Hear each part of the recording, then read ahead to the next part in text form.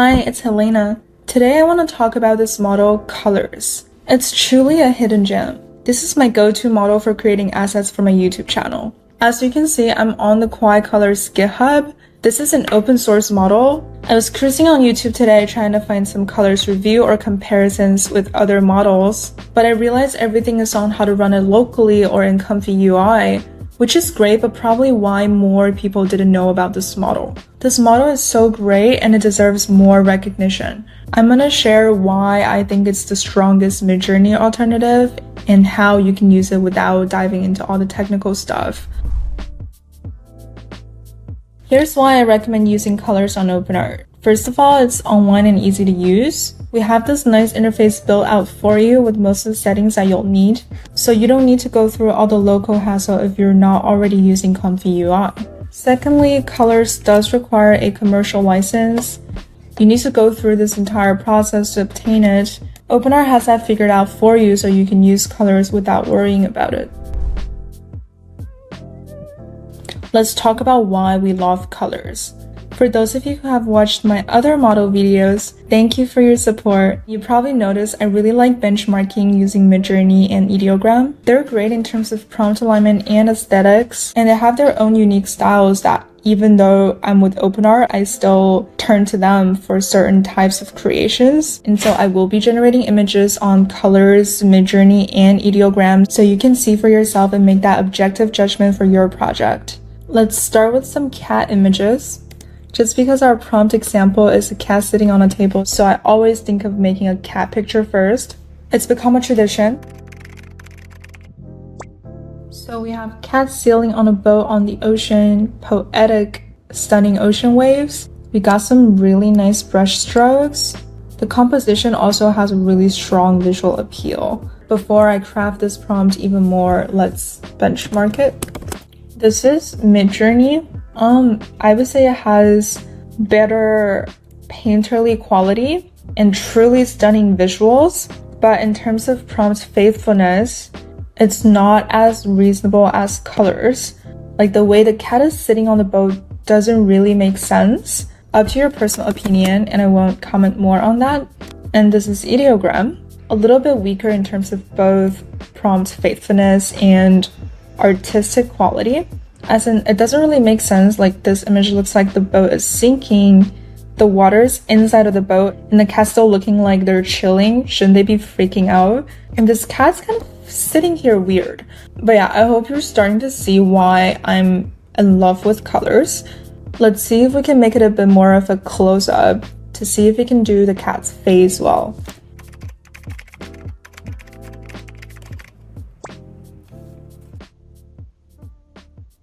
Yeah, this is really not bad. I would stress the close-up part a bit less. And notice how I put the bright and hopeful eyes as the second tag. I'm hoping I can deprioritize it for the model because I'm still hoping to focus more on the sailing on a boat part. And it worked. These are some great generations. And here we got some sunglasses. This is also a cool thing with Kolors. It gets really creative. It throws in some random dots, and sometimes I get really good surprises. Next up, we're going to create some marine life. We're going for the photorealistic challenge. Let's see how I did with the crystal jellyfish macro shot. It's really high quality, and the images have this like really photorealistic look, but it probably lacks knowledge of what crystal jellyfish looks like, which is very understandable. This is like a really niche request. Let's look at how the others did. MidJourney, I think, really struggles with the knowledge. It's kind of just imaginative at this point. I think MidJourney is just wonderful if you're going for something artsy, but when you want real-life objects, it's usually less capable. I think Ideogram is stronger if you're going for accurate real-life objects. They're not perfect. This one could really pass as a real photo. Going back to Kolors, here's another thing I like about it. I just put in some magic words that are known to increase the image quality for most models, like professional quality, professional photography, highly detailed, HDR. Usually these words would bump up the image quality, but with Kolors, it doesn't really make a difference. So like Kolors doesn't need you to tell it explicitly that you want something high quality or HDR. Even if your prompt is really simple and short, Kolors always strives to give you the best. This is an impressive quality, you know, it's not lazy. And that means Kolors is a great model to help you get creative. You do not need a super elaborate and well-crafted prompt. For example, if I remove the crystal jellyfish, it gives you all these creative angles and really goes out of its way without you having to put in so much effort writing a prompt. And as always, this is for your reference. Here's MidJourney and here's Ideogram. Now let's just put in one word, summer. Kolors has the ability to take in a concept and then complete the picture for you. Out of the 4 images, 2 were of a beach, also with really nice brush strokes and details, and the other 2 had people. It's kind of hard to believe this image came from one word, summer. It's as if Kolors is trained to be able to do associative thinking. If you just throw a concept at it, it can still deliver. This also means that Kolors has its own unique ways of prompting. It will feel quite different than Stable Diffusion-based models, but it also makes it the best model to help you visualize concepts quickly. We have girl sitting in a cafe, winter outside the window, dressed warmly, cozy atmosphere. With realistic textures, Kolors is really great. Kolors makes fantastic people portraits. The texture of the skin is just so nice, and it always comes with this cinematic contrast, really educated use of light and shadow. My favorite is always the eyes. Kolors makes the most captivating eyes. I think it's from this oil painting style that really stresses the use of highlights. When we do spring, this is Flux Dev, and this is Kolors. If you look at the default style that Kolors goes for, it's more painterly. It likes to go for artistic and brush strokes, while Flux Dev kind of likes to go for photorealistic and sort of cartoony. With the Flux versus Kolors, we can look at this prompt where we're trying to do a double exposure. You'll notice that Flux Dev is much better at giving you exactly what you ask for in your prompt, so it has really good prompt alignment. Kolors doesn't have the most accurate understanding of your prompt, but it's really creative and aesthetically pleasing. The same with this complicated prompt with a jello textured bear.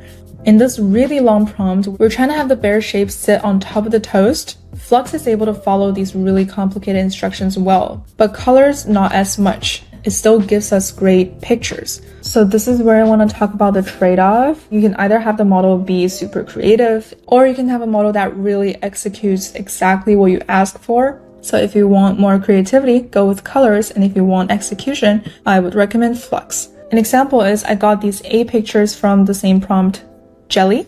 Just look at how creative Kolors is. This is like an Asian jelly dessert. These are like gummy bears. We're also getting jelly in a jar, jelly as creme brulee, and all these different things. This is a table summarizing my learnings about Kolors.